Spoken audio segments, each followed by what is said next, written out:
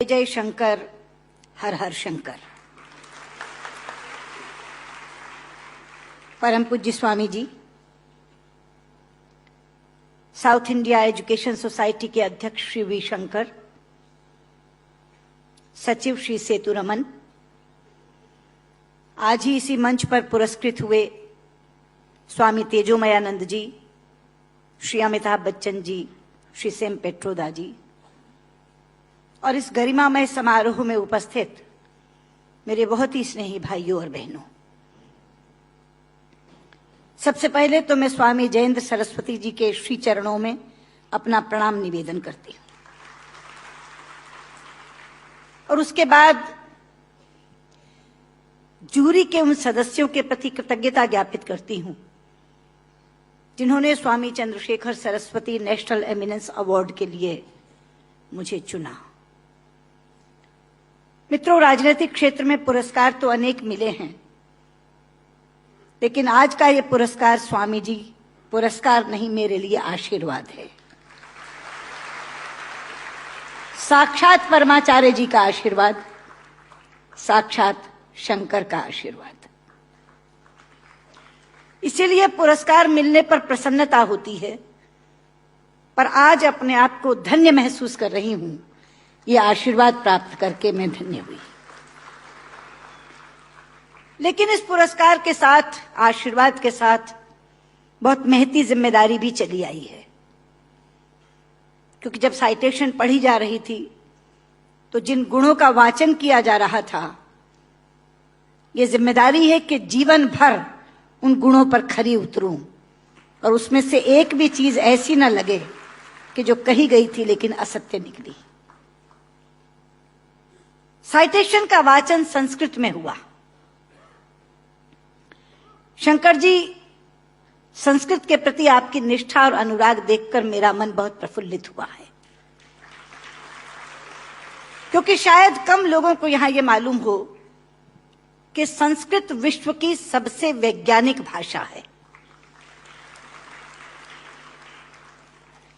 Same पेट्रोदा यहां बैठे हैं, वो साक्षी होंगे इस बात के कि जब दुनिया में टॉकिंग कंप्यूटर बनाने की बात चली तो प्रश्न उठा कि कौन सी भाषा उसके लिए चुनी जाए, क्योंकि कंप्यूटर का अपना कोई विवेक नहीं होता। जो आप बोलते हैं वही वो लिखता है और जो लिखा जाता दिया जाता है उसी को वो पढ़ता है। इसलिए भाषा व्याकरण की दृष्टि से भी वैज्ञानिक होनी चाहिए और ध्वनि की दृष्टि से भी। जो बोला जाए वही वो पढ़े। आज गर्व से माथा ऊंचा करके कह सकती हूं कि विश्व की तमाम भाषाओं की समीक्षा करने के बाद जिस भाषा को सर्वथा उपयुक्त पाया गया कंप्यूटर के लिए, वो संस्कृत है। क्योंकि जैसे अंग्रेजी में NO नो भी नो है और KNOW भी नो है।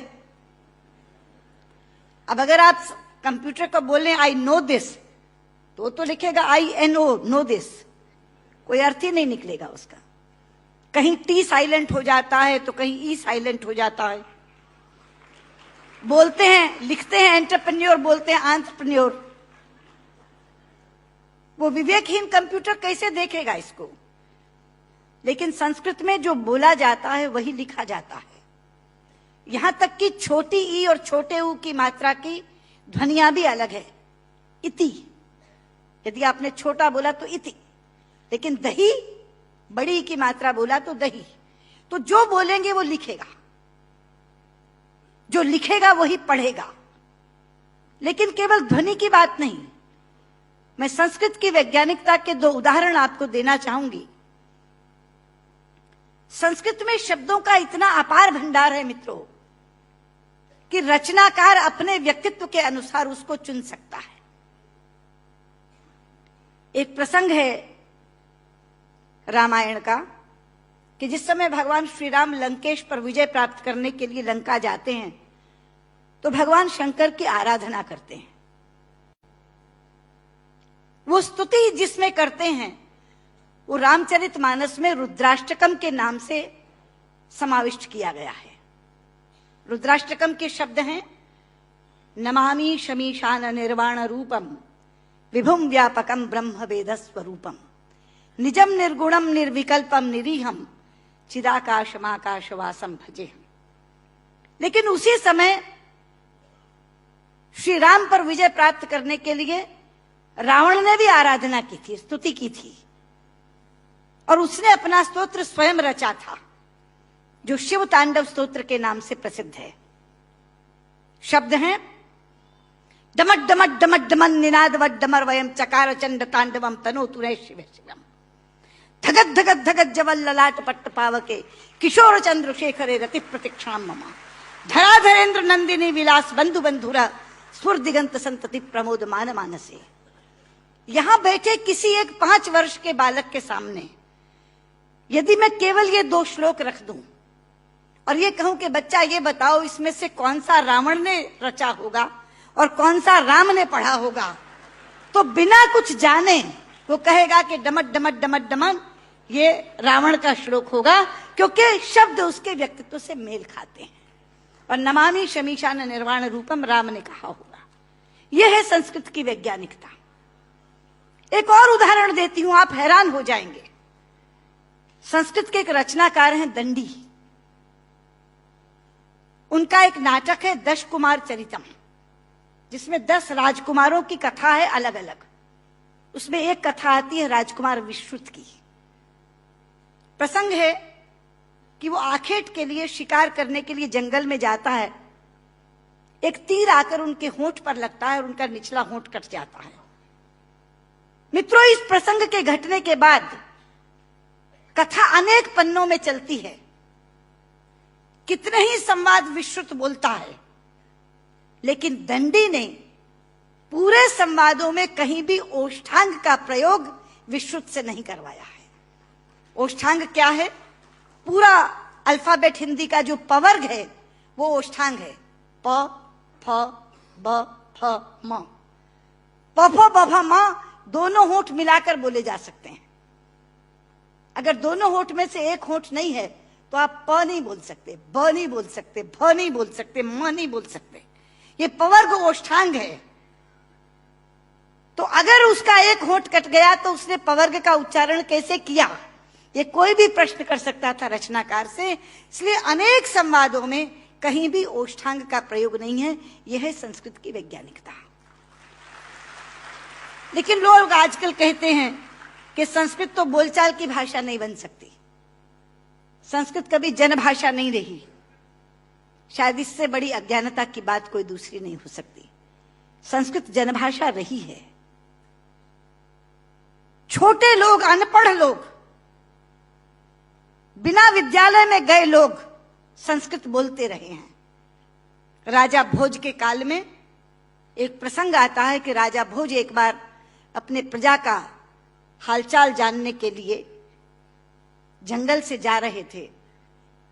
सामने से एक लकड़हारा आ रहा था।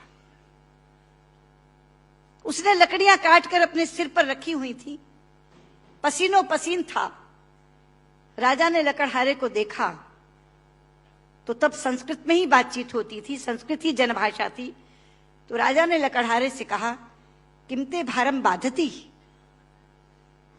क्या ये भार तुम्हें कष्ट पहुंचा रहा है?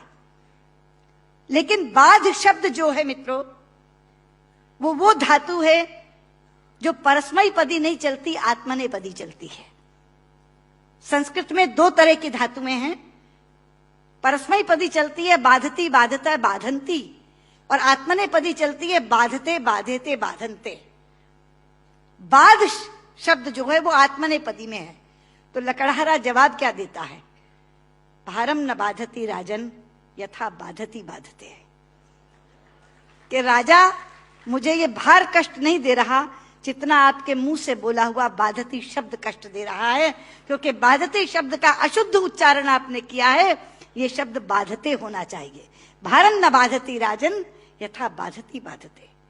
तो कौन कहता ये जनभाषा नहीं रही? ये जनभाषा रही है। लेकिन आज मैं शंकर जी से कहना चाहूंगी कि आपकी साउथ इंडिया एजुकेशन सोसाइटी पर एक जिम्मेदारी आई है, क्योंकि आज संस्कृत केवल कर्मकांड की भाषा बनकर रह गई। कल जब विश्व के लोग आएंगे और कहेंगे कि कंप्यूटर के लिए हमें संस्कृत के विद्वान दो, हम टॉकिंग कंप्यूटर बनाना चाहते हैं, तो एक विडंबना खड़ी होगी कि जिसे संस्कृत आती है उसे कंप्यूटर नहीं आता, और जिसे कंप्यूटर आता है उसे संस्कृत नहीं आती। इसलिए केवल साइटेशन संस्कृत में पढ़कर अपने कर्तव्य की तीसरी मत कर लीजिए। साउथ इंडिया एजुकेशन सोसाइटी का ये फर्ज बनता है, ये कर्तव्य बनता है कि वो ऐसे लोग पैदा करे जो संस्कृत और कंप्यूटर दोनों के परम विद्वान बने, और उस समय जब हमारे सामने ये बोध आकर के खड़ा हो, ये विषय आकर के खड़ा हो कि टॉकिंग कंप्यूटर के लिए संस्कृत के विद्वान चाहिए, तो साउथ इंडिया एजुकेशन सोसाइटी कहे ये लीजिए, हम देते हैं जो संस्कृत के भी ज्ञाता हैं और कंप्यूटर के भी ज्ञाता हैं। क्योंकि अथाह भंडार भरा पड़ा है हमारे ज्ञान का, हमारे शास्त्र, हमारे उपनिषद, हमारे ग्रंथ, और उन ग्रंथों की सोच लोगों तक पहुंची नहीं। आज अभी शंकर जी अपने प्रारंभिक वक्तव्य में कह रहे थे, उदार चरिता नाम वसुधैव कुटुंबकम। ये संस्कृत जानने वाले की सोच है। संस्कृत बोलने वाला पूरी पृथ्वी को परिवार मानता है, वसुधैव कुटुंबकम। संस्कृत बोलने वाला पृथ्वी को परिवार मानता है, और अंग्रेजी बोलने वाला विश्व को बाजार मानता है।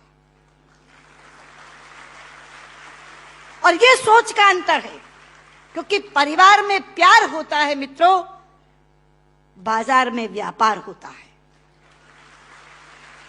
केवल व्यापार, शुद्ध व्यापार। लेकिन ये कौन बताएगा लोगों को कि भारतीय संस्कृति में पूरी पृथ्वी को, पूरी वसुधा को कुटुंब मानने की भावना है।